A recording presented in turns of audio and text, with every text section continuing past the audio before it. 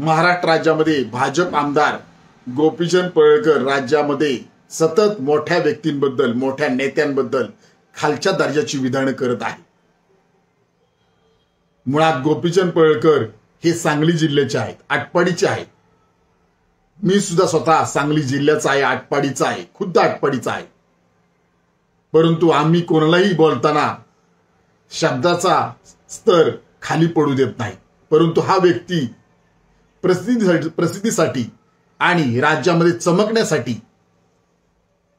मंत्रिपद मिळवण्यासाठी सतत मोठ्या नेत्यांवर, म्हणजे आदरणीय पवार साहेबांवर, आदरणीय सुप्रियाताईंवर, आदरणीय जयंत पाटील साहेब यांच्यावर आणि माननीय आमदार रोहित पवार यांच्यावर सतत खालच्या भाषेमध्ये टीका करत आहे।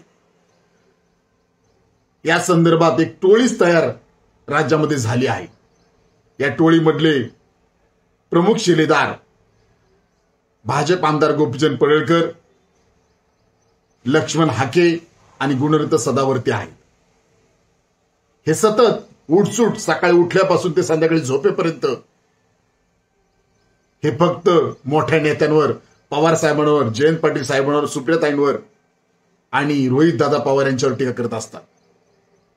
मुळात जे यांची बाजू घेऊन पडळकर बोलत आहेत हे पेशवाईच्या विचाराचे आहेत, हे त्यांनी समजून घेतलं पाहिजे। आणि याच पेशवाईनी विचाराने आपल्या बहुजनांवर अन्याय अत्याचार केलेला आहे। तरी सुद्धा हा गोपीचंद पडळकर नामक व्यक्ती सतत जयंत पाटील यांच्यावर अत्यंत खालच्या शब्दामध्ये टीका करत आहे। मध्यंतरी सुद्धा या व्यक्तीने अत्यंत खालच्या शब्दामध्ये टीका केली होती। याचा निषेध राज्यभरातून झाला, सांगली जिल्ह्याने केला, सांगली जिल्ह्यातील प्रत्येक पक्षाच्या नेत्यांनी केला। तरी पण या व्यक्तीने काल परत एकदा आरेवाडी येथे जयंत पाटील साहेब यांच्यावर अत्यंत खालच्या शब्दामध्ये टीका केली आहे। याचा निषेध आम्ही आरपीआय खरात पक्ष म्हणून करतच आहोत। परंतु गोपीचंद पडळकर यांचं शेपूट कायम वाकडच आहे आणि ते सरळ कधीच होणार नाही, ते वाकडच राहणार। कारण गोपीचंद पडळकर यांच्यावर संस्कार हे आरएसएसचे आहेत, त्यांच्याकडून काय अपेक्षा करणार? गोपीचंद पडळकरांना मी सांगू इच्छितो, जयंत पाटील हे राज्यातील सुसंस्कृत नेते आहेत, राज्यातील जनतेला चांगलंच माहित आहे। आणि तुम्ही असंस्कृत नेते आहात, तुम्हाला संस्कृतीच नाही हे राज्यातील प्रत्येक नागरिकाला माहित आहे। त्यामुळे उंटाचा मुका घेऊ नका, जर लात लागली तर पडचाल आणि परत उडता येणार नाही।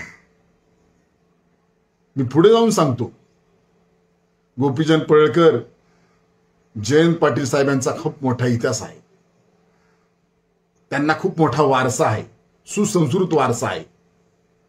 आणि तुमच्यावर तर आरएसएसचे संस्कार आहेत, त्यामुळे तुम्ही या भाषेचा वापर करत आहे।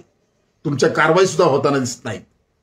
माननीय मुख्यमंत्री फडणवीस साहेब यांच्यावर कारवाई करा, नाहीतर हे राज्य